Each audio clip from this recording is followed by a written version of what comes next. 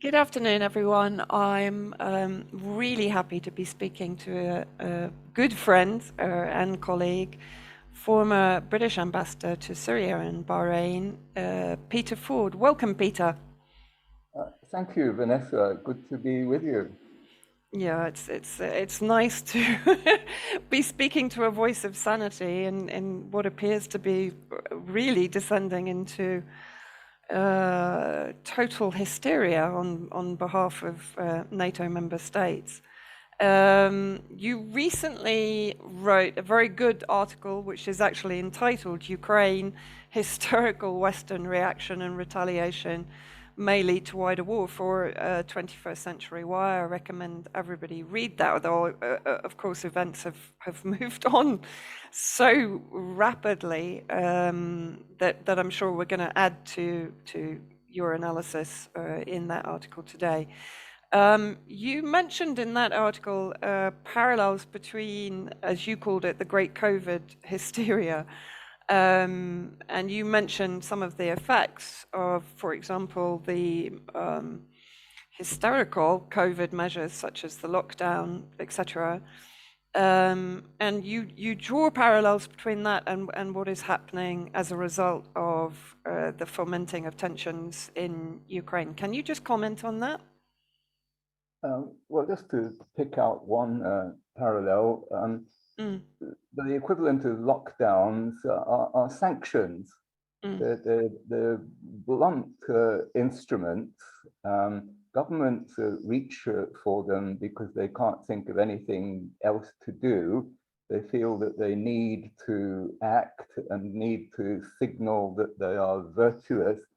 So in the case of COVID, they reached for lockdowns, which with every day that passes, with every research report that emerges, it's clear that lockdowns were worse than useless and incurred a very heavy cost on society and economies. mm, And so it is proving with sanctions. They're a very blunt instrument. Track record over the years as applied to many other countries shows that they don't work. mm, It shows that they do hurt people that you shouldn't want to be hurting, ordinary people, that they immiserate people, just as lockdowns have done, and they backfire. mm. They drag down your own economy. And we're beginning to see this with the Russian sanctions. Yeah, because I mean, it's one thing to sanction far weaker states, with no disrespect to those states, but like Iraq and Syria and Libya, Yemen. But I mean, you're playing with fire when you start, and the level of the sanctions. I mean, this is equivalent, in my view, to an outright declaration of war, the shutting down of shipping lanes, the absolute banning and censorship of what they describe as Russian state media. But of course, were Russia to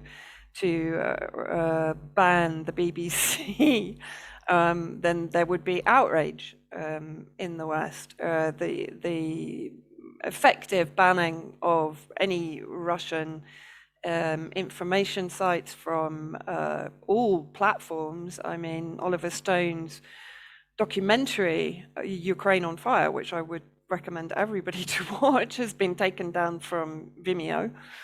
Um, it's just extraordinary. I mean, it is effectively an economic information war, and we're erecting an iron curtain. I mean, you talked to me at one point about the sort of infantilization of the COVID project, as I call it. This determination that we are unable to think for ourselves, we're unable to figure out that we're sick and to take appropriate action, in the same way that apparently we're unable to figure out what is information and disinformation and to make up our own minds about what is going on. Instead, we're now being offered total conformity across all media, which of course is vehemently anti-Russian, and we're effectively being deprived of any counter evidence, counter information. I mean, is this hysteria? What is this? I mean, there seems to be a very desperate measures from particularly the US and the UK. Well, the governments have got their fingers on the parental control button, haven't they? That's exactly what it's like. We Yes. are being treated like children. They've switched the parental control button. Um, and, as though we were not capable of sifting out what's disinformation and what's true, and as though we didn't need to absorb information from various sources and form our own judgment. And it is hysteria. It would require, I think, a clinical specialist to really identify it, but it shows all the symptoms of hysteria, lashing out, paranoid tendencies, inability to recognize reality, demonization of the other person. It is hysteria, and hysteria has become the go-to or the default option for any big problem that emerges in our Western societies, whether it's COVID or the so-called climate crisis, or now the Ukraine crisis. We go immediately to panic stations. This is rather ironic for us British, because we pride ourselves, don't we? On the stiff upper lip. The illusion of keep calm and carry on. Oh yeah. Have a cup of Go tea. to panic stations immediately. Yeah, it's extraordinary. I mean, you know, you once described me, I will tell the audience, as a Foreign Office brat, but I think really, you know, you were the last vanguard of the what I call the diplomats with gravitas. I mean, of course, you know, I would put my father in that bracket, but I mean, yes, you know, the British Foreign Office, in my opinion, has been completely Americanized. I mean, from the point where they started walking out as soon as Dr. Bashar al-Jafri started talking in the UN, to how they are now reacting, and with exactly the same level of ignorance as the American spokespeople also. I mean, Liz Truss is a total embarrassment. Well, I think it may be even worse than that, Vanessa. If anything, we are even more paranoid about the Russians Yes, than the true. Americans. Yeah. And this goes back a long, long way, even to my generation and before. Yeah, true. The paranoia about the Soviet Union. But one sees it in leaders like Johnson, who talks like a white Russian, which is exactly what he is. He has white Russian ancestors, and he seems to have brought that mentality into government. It's a tragedy. And what strikes me also is that we're locked into the fear paradigm. Yeah. You might have thought that with peace talks due, maybe they're going on already today, a second round, you might have thought that in the Western media and among governments, there might have been some expressions that these would go well, some toning down of the rhetoric while they are going on, and some examinations of what might happen if there's an outbreak of peace, which I don't wholly exclude. But it's like they were afraid that the talk might succeed. I am being very serious here. No, I know, think it's there is real extraordinary. fear in Western chancelleries that Zelensky might strike a deal. And I find it significant that the Americans have been trying to persuade Zelensky to abandon ship. And the good Zelensky has said, no, I don't want to ride, I want help. It seems to me that one possibility that can't be ruled out is there might be what the French call a paix des braves, an honorable peace, which would be based on the demilitarization of Ukraine. It's becoming a neutral state, similar to constitutionally to Austria or Finland. Is that so terrible?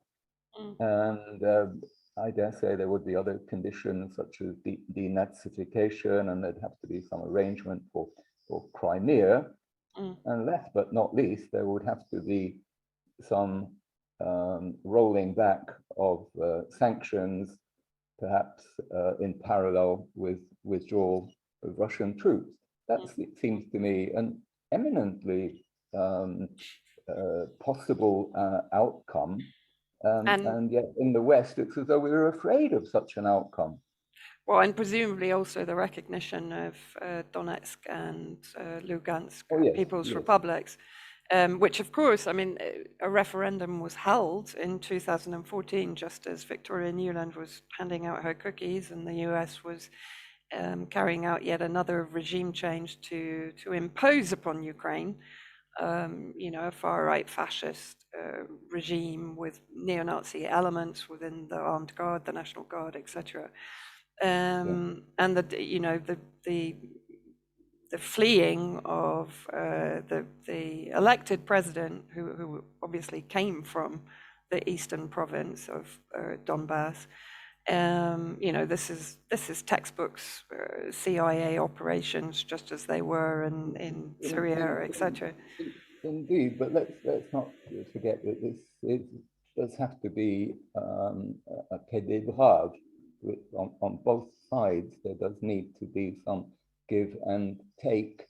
And I think there may be a little bit of wiggle room around the precise status of those two new republics. But let them, and this may already be happening as we speak, let them have serious negotiations based on a neutral status for Ukraine. I think everything else would sort itself around that basic principle. Why did Russia initiate military action so quickly and so, I struggle to use that word, but so effectively? I mean, they have, if one believes everything they're putting out from both the Duma and the Ministry of Defense, they have effectively disabled much of what I would describe as the NATO military infrastructure within Western Ukraine in the few days that they have been operating on Ukrainian soil. Now, I would draw parallels myself to what happened in Eastern Ghouta. I mean, in Aleppo, as I've mentioned, Russia was a little bit hesitant, let's say. You know, it was continuously complying with UN called for ceasefires, which effectively allowed the armed groups to rearm and regroup for the next Syrian Arab Army advance. But in Ghouta, Russia was, they didn't hang about. And we did discover intelligence that America had been preparing to reinforce the armed groups in Eastern Ghouta from Al Tanaf and from the Badia Desert from the northeast. And therefore, Russia decided, okay, you know, we need to just press on, despite the media outrage, of course. So I'm interested in why you think Russia, today the Duma, by the way, has put out the claim that they knew they had intelligence information, that the Ukrainian Guard were about to invade Donbass and Lugansk. Is this the reason, or do you think there are other elements to why Russia went in when it did, and why it went in quite so forcefully? Well, I think part of the explanation is that the NATO missed an opportunity. El País newspaper published a leaked version of the NATO paper, which was a response to the Russian paper about wider peace conditions, and the NATO paper was insulting. It was almost throwing down the gauntlet. At that point, I think the Russians decided that there was absolutely no chance of a compromise on the status of Ukraine or wider conditions of demilitarization with the West, and they decided they had no option but to wade in. But what strikes me is what they've been restrained compared with what they could have done from day one. They could have, what did the Americans do with Baghdad? Shock and awe. We haven't, or not yet, we haven't seen shock and awe. It takes a Western power to jump immediately into shock and awe and to obliterate half a city, as the Americans did with Baghdad and later Mosul. And Raqqa. And Raqqa in Syria, exactly. And I think that this is quite clever of the Russians. Here we are in the West, preening ourselves over the alleged lack of success by the Russians, how it's not going according to plan, as though we were privy to their secret plans, and as though we weren't possibly being duped, quite deliberately duped, to think that it wasn't going according to plan, in order to pave the way for this peace of the brave. That such a peace could not happen under conditions where the Russians had simply steamrolled everything in Ukraine. If peace were to come tomorrow or the day after tomorrow, it could be a proper negotiated peace, which could secure buy-in from the rest of the world. Do you really think, though, that, I mean, you talked about NATO not even talking about or honoring the idea of peace right now, and of course, you know, we know that generally speaking, as Gaddafi said, the one mistake he made was to trust the West. Do you think NATO is going to allow peace? Are they going to allow Zelensky to negotiate a peace which doesn't comply with NATO agenda in Ukraine, or are they going to create an environment in which military conflict is going to escalate? Of course, you know, claims or calls for no-fly zones, etc., are all. This is all about ramping up the tension, isn't it? That's one way of looking at it, but another way of looking at it is, if I were Zelensky, this is exactly what I would be, and I had at the back of my mind the possibility of a negotiated outcome, which will preserve the integrity and dignity and security of my country. I would be saying to the West, what, I want a no-fly zone, I want more help. And then, when this doesn't materialize, he'll be able to say, well, I did my best. I asked you for help, you didn't give it to me, so don't blame me now if I make peace on honorable, what I think are honorable terms. To be honest, I think the West is being played. I think that the West, by its with its hubris, claiming that the campaign's going badly for the Russians, the plucky Ukrainian resistance is holding the bear at bay. We're actually making it easier for there to be an honorable peace. And we may be actually seeing an extremely subtle Russian psyops and drawing ourselves into a trap of our own making. I mean, what I find fascinating, I think I sent you the list, which is probably not exhaustive, but the countries that are coming out, if not in full support of Russia, but in opposition, particularly to the sanctions. And of course, that does include nations like Brazil, India, China, South Africa. Well, South Africa are one of those that are sort of a little bit on the fence.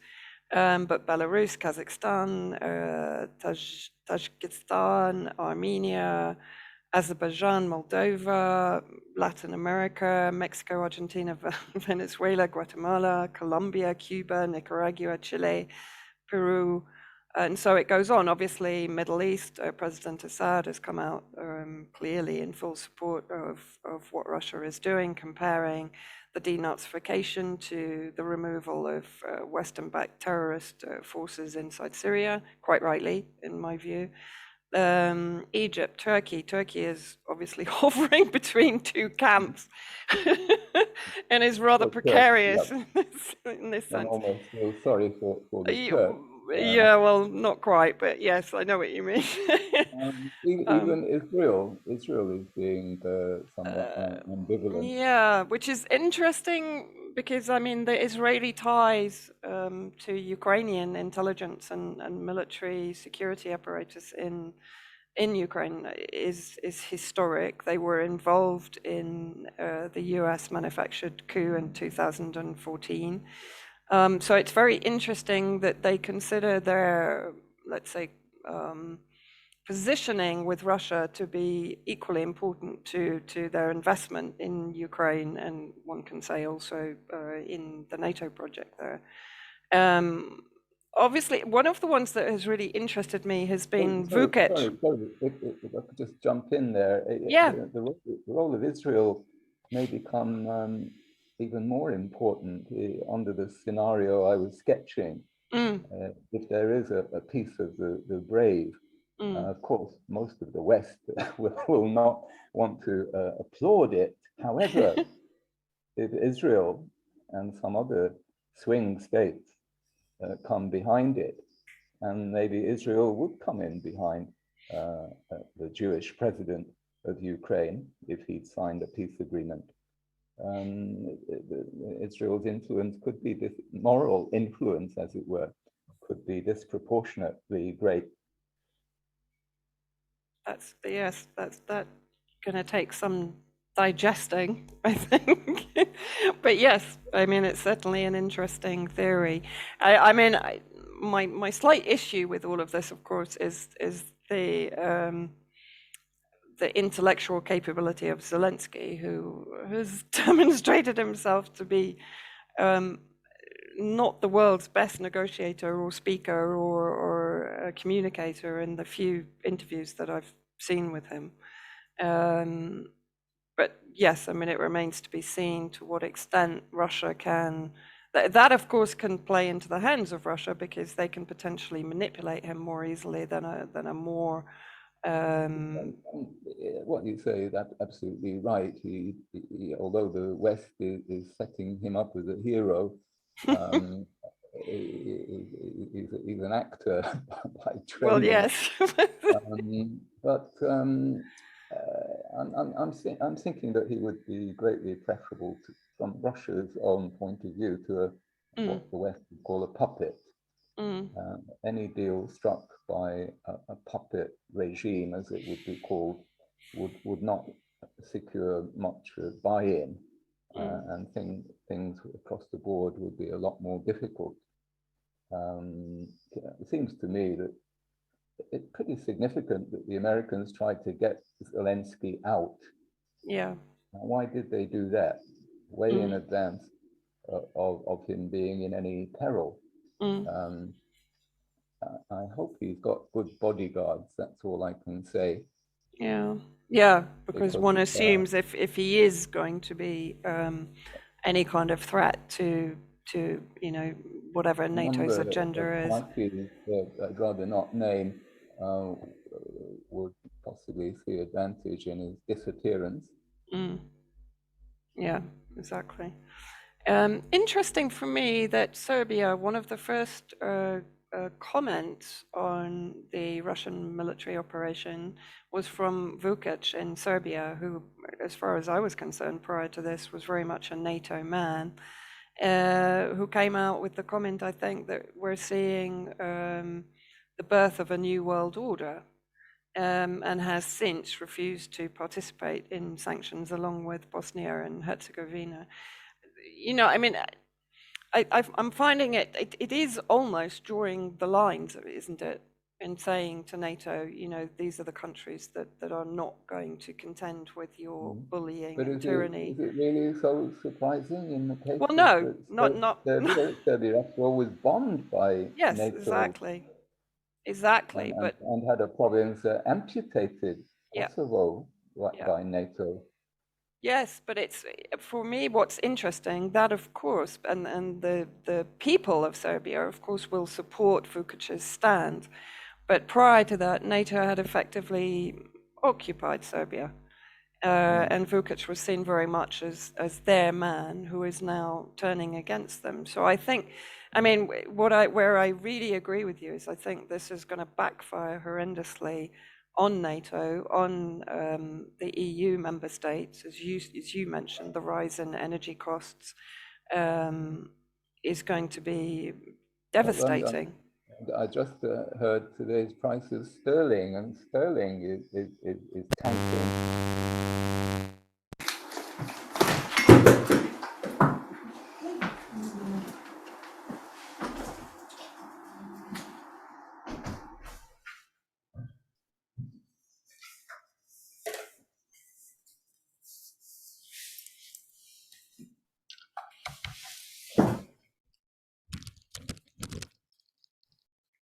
Hello?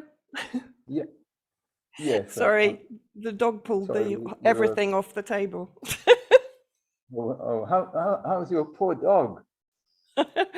Oh, she's fine. Just for people to understand, yes, they have a very bad habit here of putting out poisoned meat for what they call the street dogs, and she unfortunately ate some of it, and I hadn't realized they'd put it out. But she's fine. She's exhausted, but she's recovering. Thank you.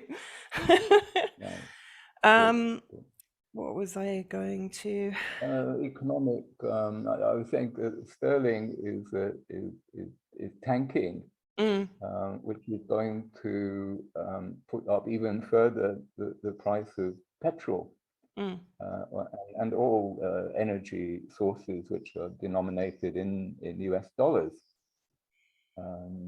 So this is going to ratchet up the economic pressure that the West is putting on itself. Yes. Or at least it's going to hurt most of all Europe. It will hurt less the United States, which is largely self-sufficient in energy, which hasn't been stupid enough to stop fracking and shale, and which of course has its own dollars.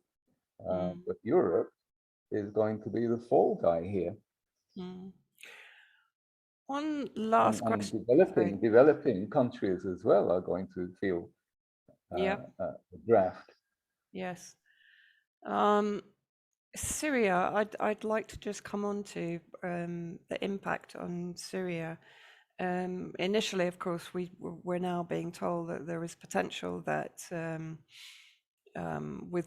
of course, going back, if NATO had achieved its ambition to effectively blockade the western flank of Russia, that would have had catastrophic impact on Syria, of course. Now Russia is occupied in this situation in Ukraine, and I feel very much that Ukraine was kind of used as a bargaining chip by the US coalition in Syria. I don't know if you agree with that, but there were certain decisions taken by Russia at certain times that it was sort of clear to many that back-channel negotiations were going on. Now, of course, Russia has made this move. It's effectively increased its military footprint in Syria rather than decreasing it.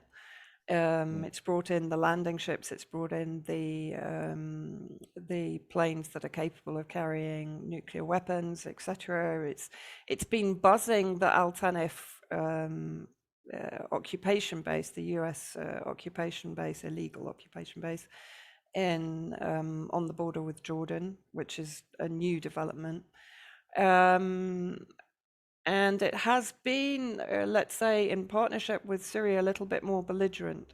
They now have regular operations in the Badia Desert east of Homs to cleanse the area of ISIS operatives that, of course, have been placed there by the US coalition, ferried around from Iraq and back into Syria. What do you think the impact long term is going to be on Syria of these events in Ukraine? Well, I'm a bit fearful that it will make a resentful West, which is failing to get its way in Ukraine, make this resentful West even more inclined to kick the Syrian dog, because they can't deal with the bear. They may find it simpler and easier and less costly to ratchet up again pressure on Syria. Any area of previous conflict with Russia, like Syria, is likely to become more difficult. On the present conditions, for example, I dare say that if the Americans had been thinking of leaving northeast Syria, this idea will now be put back into the drawer, because it would look like a gain for Russia. But that's looking at it pessimistically. One can also look at it more optimistically, that if there is, in the end, an honorable peace over Ukraine, that could begin a momentum in the other direction. I'm not being over hopeful here. I'm just saying that's a possibility. But apart from any of that, the conflict over Ukraine has shown the strategic significance of Syria to Russia, and I think those two are even more closely joined, if not at the hip, then at least very close indeed. Well, I think, yeah, I mean, it was a very strong message when Shoigu, the defense minister, Russian defense minister, came to visit President Assad just prior, I think, to the declaration of, or the recognition, sorry, of the independence of Donetsk and Lugansk. And on the day of the recognition of independence, Faisal Maqdad, the Syrian foreign minister, was in Moscow. So I think that, you know, that was a very clear message to the West that you're not going to prize us out of Syria because you're using or you're weaponizing the Ukraine situation against us. You know, and I agree. I am concerned, and actually on those 3 days, so from when Putin first recognized Donetsk, Lugansk, and then the military operation started, we were targeted by Israel 3 times in 1 week, which, you know, goes against even Israeli patterning. And so that was also a very clear message, let's say, from Israel, that, okay, well, Russia's doing what it's doing in Ukraine and they can't really wholeheartedly go against that, but what they can do, as you said, is kick Syria. And so, yes, I agree. And of course, if we're talking about it, of course, that's what happens with the war between Iran and Israel, and potentially even the war, although that's a much colder war at the moment, between the US alliance and China. And effectively, you know, Syria is going to get kicked in pretty much all of those scenarios, as far as I can see. There are other geopolitical implications, and one can only speculate, but if I were an American policymaker, I would say that it's even more important that we settle with Iran, get that off the table. The American military strategists will be saying even more than they were before that Russia is public enemy #1. We've got to concentrate on that. So there may be, it may not all be bad news for the Middle East. The Americans may cut their losses on Iran and put that problem to bed. Let's hope so. And I'm hoping that the scenario you're talking about, you know, the peace of the brave or the pays de les braves, comes to My favorite fruition. saying, and it's one I invented myself, is the inevitable always happens. The inevitable always happens. This is what the French call a la palissade, Yes. a statement of the obvious, which is actually quite profound, because so often people don't want to accept the inevitable. And what is surely inevitable here is the simple strategic fact that Russia has the military capacity to impose a settlement in Ukraine. Either they can have a peace of the brave, or it will become effectively a Russian satellite again. Yeah. Now, given that choice, I think most Ukrainians would plump for a peace of the brave. So in that sense, it is inevitable. I hope so. Peter, thank you so much, as always, for your clarity and insight. It's very much needed these days, as we talked about with the performances of British politicians and diplomats thank you for right now. providing a platform, Vanessa. It's very hard to get platforms in most of the media, as you know. Yes, and probably for, even if it's short term, probably going to be harder going forward, I think, with the sweep that's going on, you know, it existed on COVID. Huge number of YouTube and Facebook and Patreon accounts were closed down. And we're seeing an even bigger ramp up of censorship over this entire kind of Russophobia project that's now replaced the COVID project. But let's keep talking. Yeah. And new McCarthyism is in full Yes, swing. unbelievable.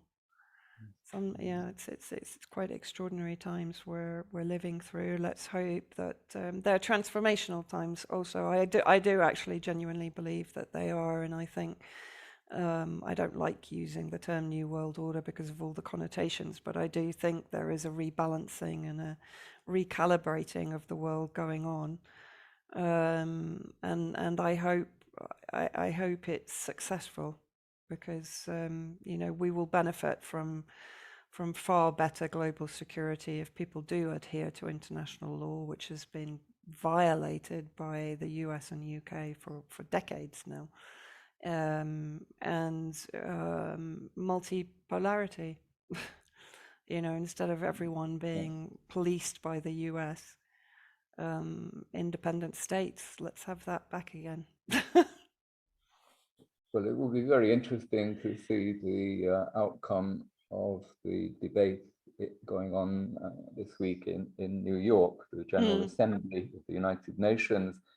The vote will involve a lot of arm twisting by the Americans, but even so, we will see some evidence for this new world order where many countries will not go along with condemning Russia, will not go along with an often hated West.